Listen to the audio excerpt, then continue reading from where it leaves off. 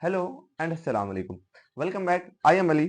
और आज हम बात करेंगे एक बेसिक जो है एक आम कंडीशन के बारे में। तो आपने नोट किया होगा सर्दियों में होता क्या है कि बहुत सारे लोग होते हैं जिनकी ये जो हाथों की उंगलियां हैं और हमारे पास पाँव की उंगलियां हैं इनमें सूजन सूजन आ जाती है और बाजू का जख्म बन जाते हैं। और होता ऐसा इसलिए है क्योंकि सर्दी की वजह से जब हमारे पास सर्दी बहुत ज्यादा बढ़ जाती है। तो इस कंडीशन को क्या कहते हैं? इस कंडीशन को हम मेडिकली तौर पर चिलब्लेंस कहते हैं।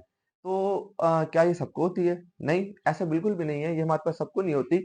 ये चंद एक लोगों को होती है। और अब इसकी वजूहात की अगर बात की जाए तो इसकी वजूहात जो है वो जेनेटिक्स में है, यानी कि ये आपको विरासती तौर पर होती है।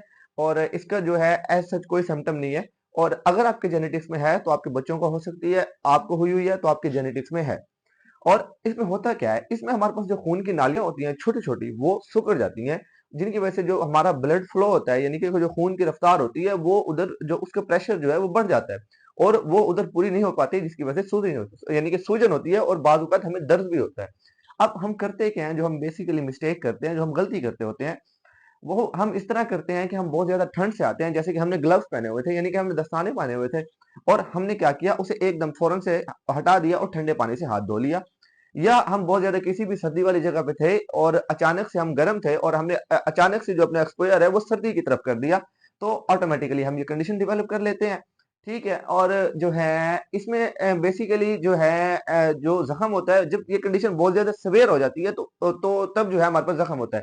अब जब खून की नालियां हमारे पास कॉन्स्ट्रिक्ट हो गई हैं और हम जो है सर्दियों में हाथ गर्म करते हैं, यानी कि कोई भी हीट वाली यानी कि जगह पे हम इसको लेके जाते हैं, तो अचानक से होता क्या है, उस हीट की वजह से हमारी जो खून की नालियां हैं जो हमारी हाथों में बहुत ज्यादा कॉन्स्ट्रिक्ट कर चुकी थी, जो सुकर चुकी थी, वो हमारे हाथों और पाँव में एकदम से एक्सपैंड होती हैं ड्यू टू हीट, उस हीट की वजह से। और उसमें जो है कुछ केमिकल्स और जो कुछ पानी है वो फ्लो कर जाता है हमारी यानी कि ब्लड वेसल्स खून की नालियों के बाहर, जो अल्टीमेटली हमें जो है पेन की सेंसेशन फील होती है। अब इसकी एहतियात क्या है? एहतियात एज सच इसका कोई इलाज नहीं है। इसकी एहतियात में अगर हम नेचुरली तौर पर बात करें, कुदरती तौर पर, तो नीम के जो पत्ता है जब हम उसको बॉईल करते हैं तो उसमें बहुत अच्छे एंटीऑक्सीडेंट्स भी हैं और उसकी जो है एंटीसेप्टिक प्रॉपर्टी भी है। तो जब हम उसे लगाते हैं तो एक तो वो हमें बैक्टीरिया वगैरह से प्रिवेंट करता है और एंटी इंफ्लेमेटरी भी है। तो और जो है एंटी इंफ्लेमेटरी मीन्स कि हमारी जो सोजिश है वो कम हो सकती है। नेचुरल तौर पर जो है हम नीम के पत्ते लगा सकते हैं। अब इसका कोई इलाज तो नहीं है। अब अगर कंडीशन बहुत ज्यादा सीवियर हो गई है तो हमारे पास एक मेडिसिन आती है निफेडिपाइन, वो जो है कैल्शियम चैनल ब्लॉकर है।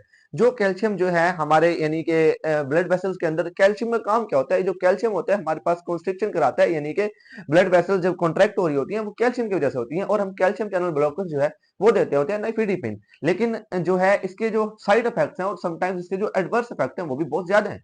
तो आप जब भी नाइफेडिपिन इस्तेमाल करेंगे, जब आपकी कंडीशन सीवियर हो जाए, तो या किसी आपके जानने वाले की कंडीशन सीवियर हो जाए, तो आप नाइफेडिपिन इस्तेमाल करेंगे डॉक्टर की प्रिस्क्रिप्शन के ऊपर या किसी फार्मेसी से रजू करके, ताकि जो आपके साइड इफेक्ट्स आ रहे हैं या आपके जो एडवर्स इफेक्ट उसमें आ रहे हैं उसको ओवरकम किया जा सके। और लेकिन बशर्त ये है कि ये कंडीशन सिर्फ उनके लिए जब मतलब हमारे पास जब जो है बात जख्म तक आ सकती है। और इसको यानी कि इसके ट्रीटमेंट को या इसके पेन को कम करने के लिए हम क्या कर सकते हैं? इसके पेन को कम करने के लिए हम जो है सबसे पहले तो जख्म को जो साफ करेंगे या सूजिश वाली एरिया को साफ करेंगे। साफ करने के बाद जो है कोई भी स्टीरॉयडल क्रीम हम लगा सकते हैं जो कि हमें प्रिवेंट करेगी हमारे पास बैक्टीरिया से, इन्वायरमेंटल बैक्टीरिया से।